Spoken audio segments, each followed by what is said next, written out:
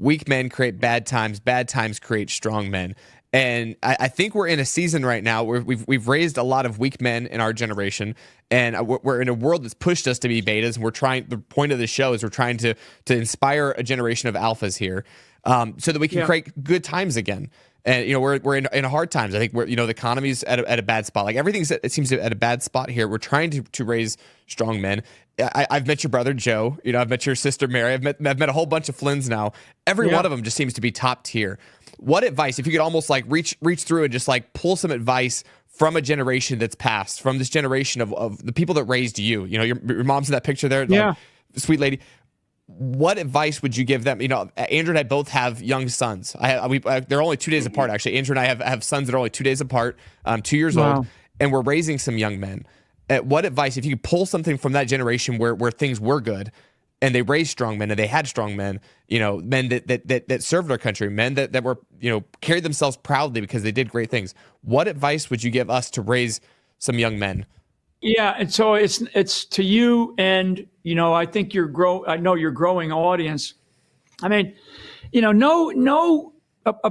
guys like you, and there's a lot of guys like you or at your age category out there, right? And let's just say between, I don't know, let's say 16 years old up to about 30 or so, right? I mean, maybe a little bit higher than that, but no young man wants to be told, he's this or that. I mean, when you go, hey, we need more alpha males. We have too many weak sisters out there, right? I mean, weak, men. No man is going to stand there. No young male adult is going to sit there or stand here and go, they're not talking about me because I'm. Yeah. But it's and most of them are going to just kind of say, nah, that's not me. I'm a tough guy. It's how you use your strength, okay? And I'm not talking about how much you can bench at the gym. I'm talking about strength and fortitude, this internal, strength that we all have if we use it, and it's courage as well. And I always say, because we hear the phrase "courage is contagious." Courage is actually a decision. So there's an internal, intellectual, mental, emotional strength that we all have, and that's what I think young people, particularly young men, need to find in themselves.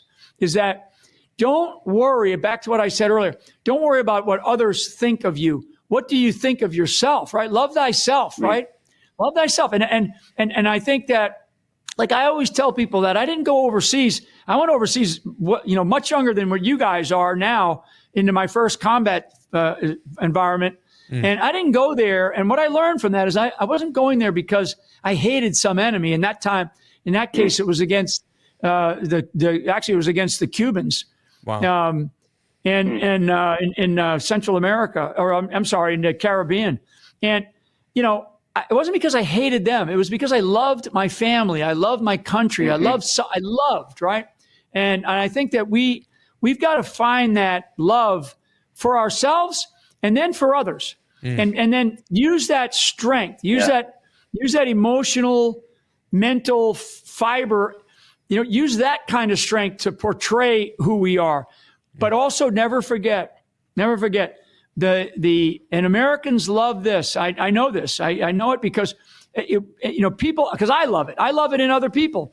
When I see somebody who has an inner strength about them and a self-confidence about them, and it comes out in the way that they speak and the way that they act.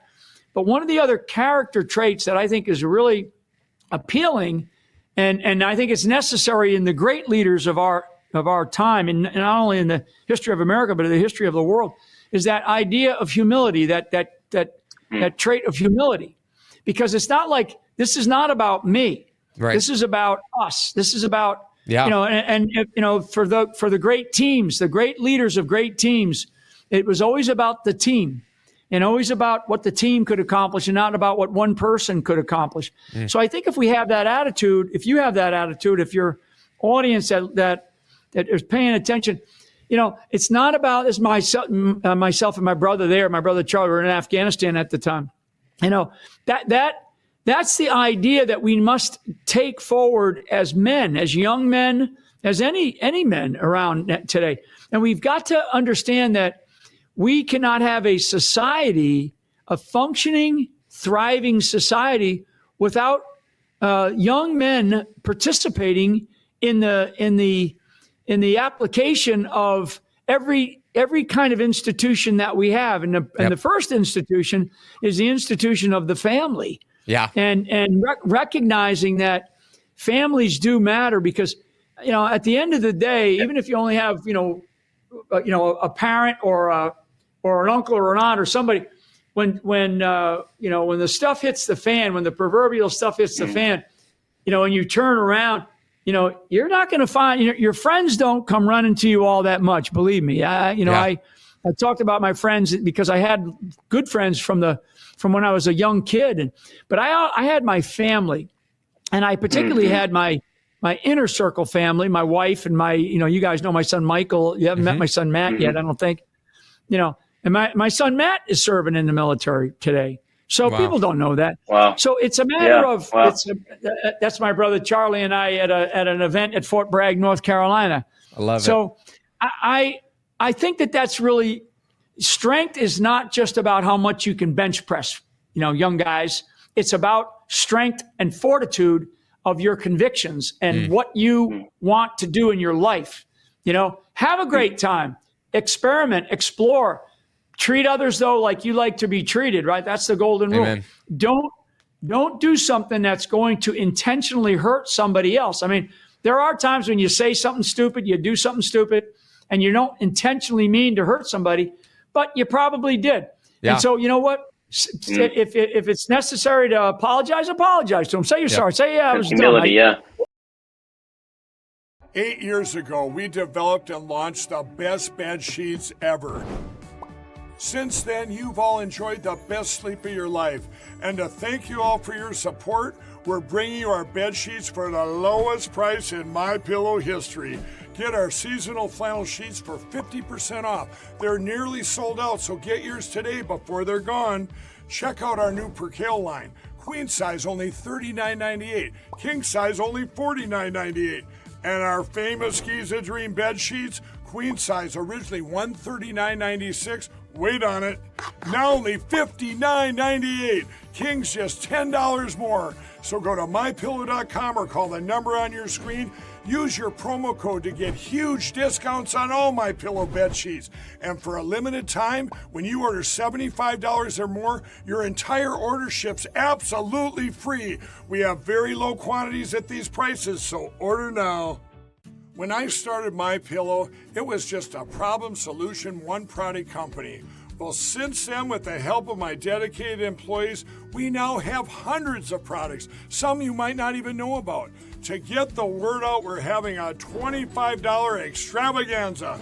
2-pack multi-use MyPillows, $25.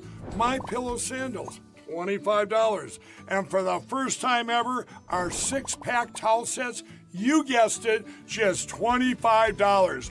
Our brand new 4-pack dish towels, $25. And I've never done this before. Premium MyPillows with all new Giza fabric, any size, any loft level, even king size for only $25. And there's so much more. So go to mypillow.com or call the number on your screen.